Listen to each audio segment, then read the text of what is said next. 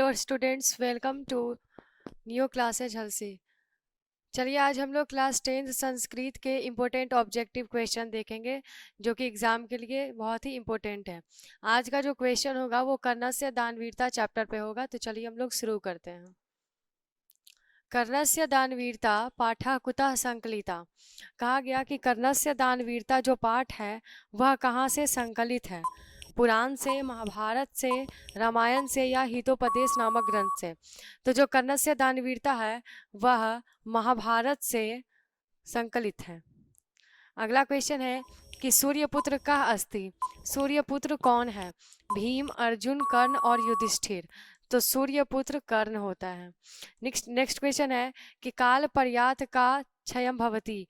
काल पर्यात का क्षय भवति मतलब काल के बीतने पर किसका क्षय हो जाता है? शिक्षा का, विद्या का, धन का या पुस्तक का। तो कहा गया है हमारे चैप्टर में कि काल के अनुसार जैसे जैसे समय बीतता है वैसे वैसे बिना अभ्यास के जो शिक्षा होती है उसका क्षयन हो जाता है। अगला है कि कर्णभार पाठ नाटकम, कर्णभारम नाटकम कस्य रचना अस्ति। कर्णभार नाटक किसकी रचना है? भासस्य, कालिदासस्य, वेदव्यासस्य, विद्यापति। तो ये भास की रचना है। नेक्स्ट क्वेश्चन है कि भासस्य कति नाटकानि लभ्यन्ते। मतलब कि भास के कितने नाटक मिलते हैं, कितने नाटक प्राप्त होते हैं। भास के कितने नाटक हैं? एकादश, 11, द्वादश, 12, त्रयोदश, 13 है ना। एकादश, 11, द्वादश, 12, त्रयोदश, 13, चतुर्दश, 14। तब इनके 13 नाटक मिलते हैं।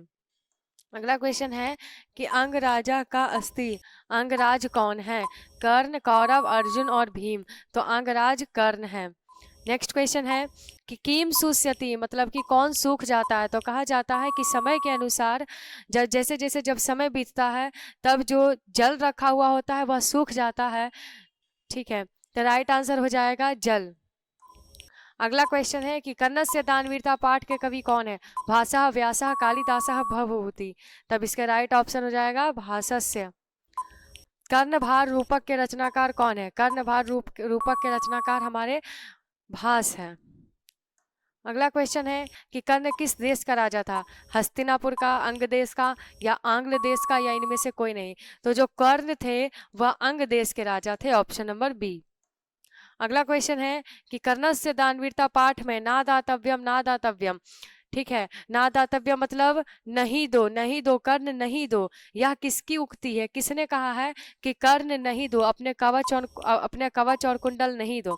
शक्र, कर्ण, शल्य या अर्जुन। तो इसका राइट आंसर हो जाएगा शल्य। शल्य ने कहा था कि नहीं दो, कर्ण नहीं दो। महत्तर भिक्षा कौन मांग रहा था? महत्तर भिक्षा की याचना कौन कर रहा था? अर्जुन, कर्ण, इंद्र और कृष्ण।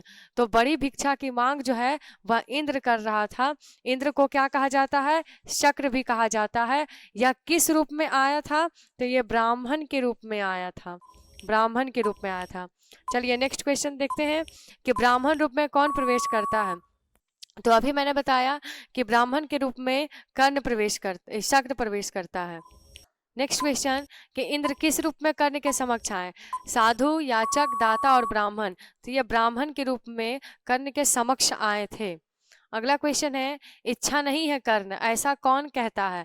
इसी क्वेश्चन को दूसरे टाइप से पूछा जा सकता है एग्जाम में कि नेच्छामी कर्ण नेच्छामी, नेच्छामी नेच्छामी जिसने कहा था। तो ये बार बार किसने कहा था इच्छा नहीं है कर्ण? तो ऐसा इंद्र ने कहा था। जब इंद्र को कर्ण 1000 गायें दे रहा था, घोड़ा दे रहा था, हाथी दे रहा था, यहाँ तक कि सोना दे रहा था, फिर अपना कटा हुआ सर दे रहा था, पृथ्वी जीत करके दे रहा था, तब पर भी इंद्र ने यही बार बार कहा कि नहीं चाहिए कर्ण, नहीं चाहिए। और अंततः उसने कर्ण से उसका कवच और कुंडल मांग लिया। अगला क्वेश्चन है कि सर्वप्रथम कर्ण ने क्या दिया था? तो सर्वप्रथम कर्ण ने सहस्र गायें दी थी, अलंकारों से युक्त क्या दी थी? सहस्र गायें दी थी। उसके बाद घोड़ा, उसके बाद हाथी, फिर सोना। चलिए अगला क्वेश्चन है कि दानवीर कौन था? तो दानवीर हमारे कौन थे? कर्ण थे, ऑप्शन नंबर डी।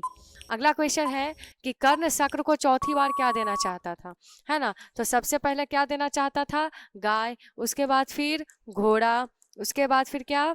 तो हाथी, उसके बाद फिर क्या? तो सोना। तो चौथी बार में क्या देना चाहता था? सोना देना चाहता था। चलिए नेक्स्ट क्वेश्चन देखते हैं कि राजा की लक्ष्मी कैसी होती है। बहुत अच्छा क्वेश्चन है कि सर्प के चंचल जीव की तरह, गाय के खुर की तरह, कुबेर के धन की तरह, इनमें से कोई नहीं। तो जो राजा की लक्ष्मी होती है वह सर्प के चंचल जीव की तरह होती है। ऑप्शन नंबर ए, एक जगह ठहरती नहीं है। अगला क्वेश्चन है महतराम भिक्षाम याचे, यह किसने कहा था? अर्थात बड़ी भिक्षा की याचना करता हूँ, यह कौन कहा था? कर्ण, शल्य, शक्र, इनमें से कोई नहीं। तो शक्र ने कहा था। अगला क्वेश्चन है कि इंद्र ने कर्ण से छल क्यों किया था? इंद्र ने कर्ण से छल क्यों किया? कृष्ण की मदद के लिए, या कौरवों को जिताने के लिए, या अर्जुन की सहायता के लिए, या पांडवों को हराने के लिए? तो इंद्र ने कर्ण से छल किया था क्योंकि वह अर्जुन की मदद करना चाहता था। Option number C. अगला क्वेश्चन है कि शक्र ने कर्ण से छल पूर्वक क्या लेना चाहा? क्या लिया था शक्र ने? कवच, कुंडल, या कवच और कुंडल दोनों, या धनुष और बाण? तो कर्ण से छल पूर्वक क्या लिया गया था? कवच और कुंडल दोनों लिया गया था। अगला क्वेश्चन है कि शक्र का पर्याय कौन है? शिव, गणेश, इंद्र और कर्ण। तो शक्र का पर्याय यहाँ पर इंद्र होगा। तो इस तरीके से आज हम लोगों ने कर्णस्य दानवीरता चैप्टर का कुछ ऑब्जेक्टिव देखा। अगर आपको वीडियो अच्छी लगी होगी तो इसे लाइक, शेयर एंड सब्सक्राइब करना ना भूलें। Thank you.